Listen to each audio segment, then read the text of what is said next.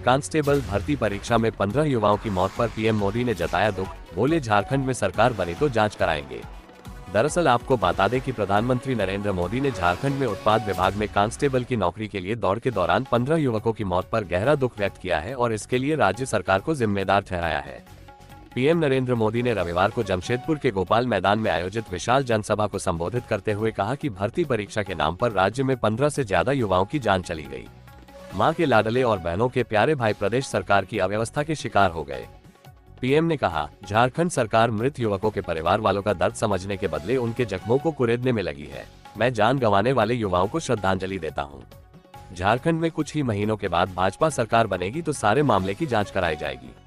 जिम्मेदार लोगों के खिलाफ कानूनी शिकंजा कसा जाएगा। आपको बता दें कि पीएम मोदी ने अपने भाषण के दौरान युवाओं से जुड़ी समस्याओं का प्रमुखता से जिक्र किया। उन्होंने कहा कि झारखंड की वर्तमान सरकार को युवाओं की कोई चिंता नहीं।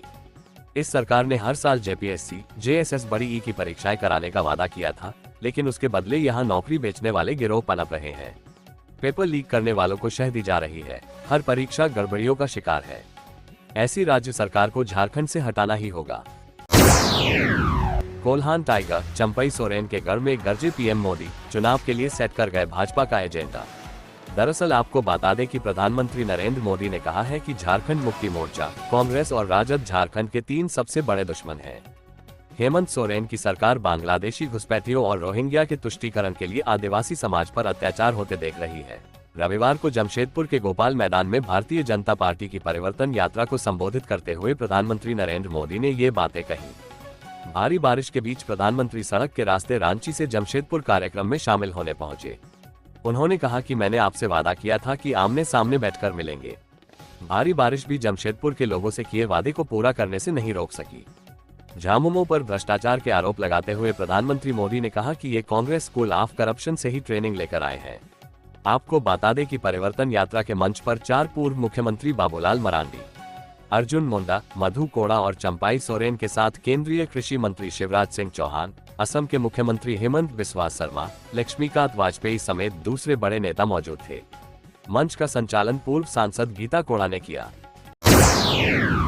चंपई के गृह जिले के थाने में पुलिस कर्मियों की भारी कमी, 6 पदाधिकारी और 2 सिपाही के भरोसे 254 गांव, बड़ी परेशानी। दरअसल आपको बता दें कि 254 रैयती गांव और लगभग 458 वर्ग किमी में फैला राजनगर थाना इन दिनों पुलिस अफसरों और संसाधनों की भारी कमी से जूझ रहा है। इतने बड़े क्षेत्र में विधि व्यवस्था की जिम्मेदारी सिर्फ 6 पुलिस पदाधिकारी और 2 सिपाही के भरोसे चल रहा है। इससे फरियाद लेकर आने वाले जनता को काफी परेशानी हो रही है। पुलिस अफसरों की कमी की वजह से जनता का काम समय पर नहीं हो पाता। गश्त के लिए केवल एक पीसीआर वैन है, जिससे दिन रात गश्ती होती है। विधि व्यवस्था का जायजा लेने के लिए थाना प्रभारी के पास केवल एक वाहन है। 6 पुलिस पदाधिकारियों में 3 की ड्यूटी गश्ती में रहती है, जबकि 3 ही अफसर ऑफिस ड्यूटी में बच जाते हैं। ऐसे में यदि केस का अनुसंधान में अगर कोई पदाधिकारी लग जाता है तो ऑफिस और गश्ती ड्यूटी निभाना कितना कठिन होता होगा, ये सहज ही अंदाजा लगाया जा सकता है। इससे मुकदमों की जांच अटक जाती है। आपको बता दें कि समय पर मामलों की चार्जशीट नहीं लग पाती है।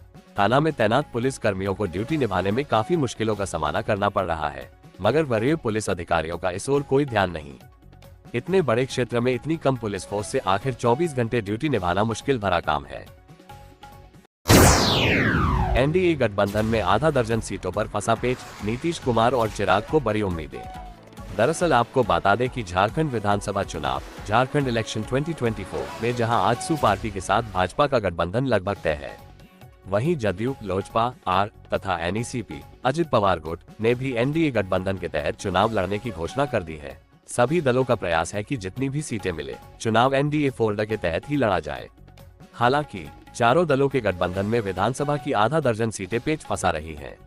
इन सीटों पर गठबंधन में सम्मिलित होने वाले 2 या इससे अधिक दल चुनाव लड़ने की तैयारी कर रहे हैं।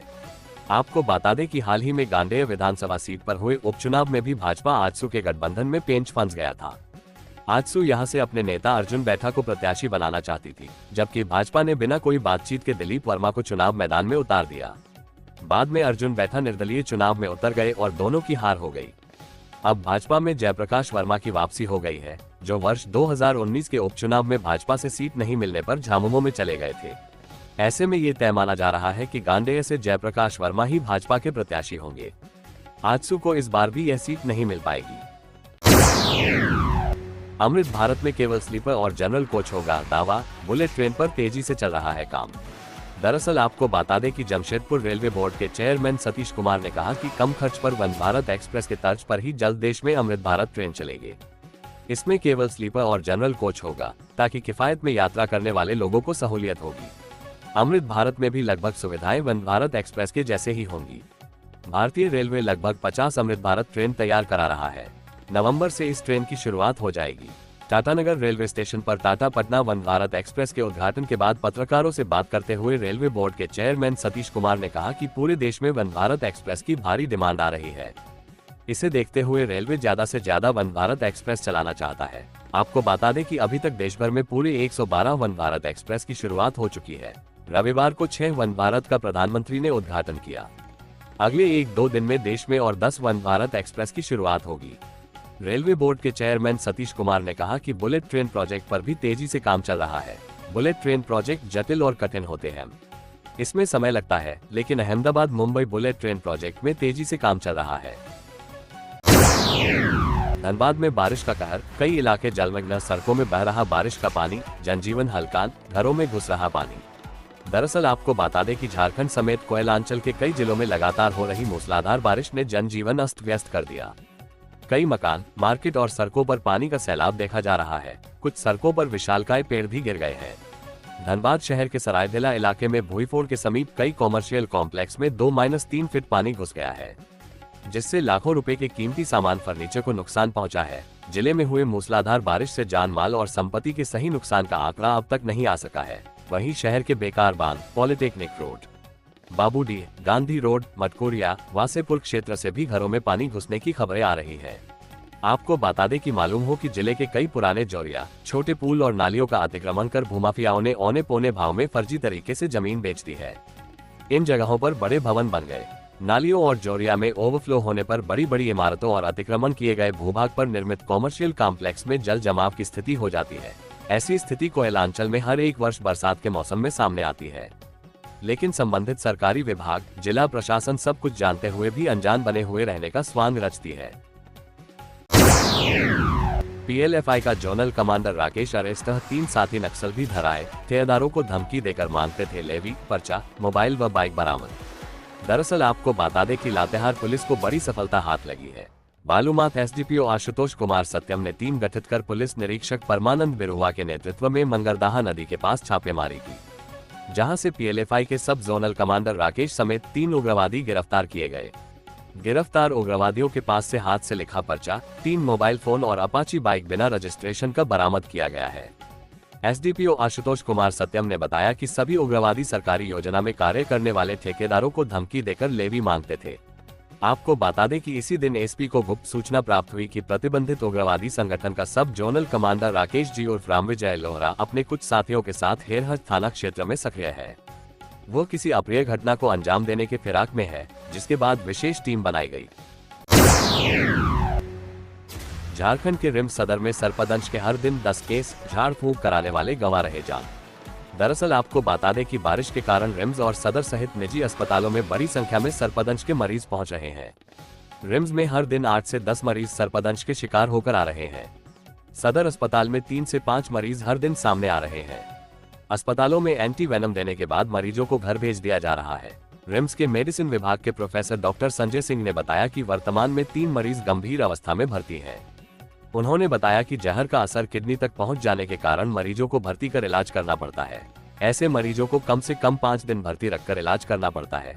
सामान्य तौर पर मरीजों को एंटी वेनम देने के बाद कुछ देर के लिए ऑब्जर्वेशन में रखना पड़ता है, उसके बाद छोड़ दिया जाता है। बता दें कि रिम्स के आंकड़ों के अनुसार इनमें ओरमांझी, पिथौरिया, पतरातू और बुंडू इलाके के लोग ज्यादा है।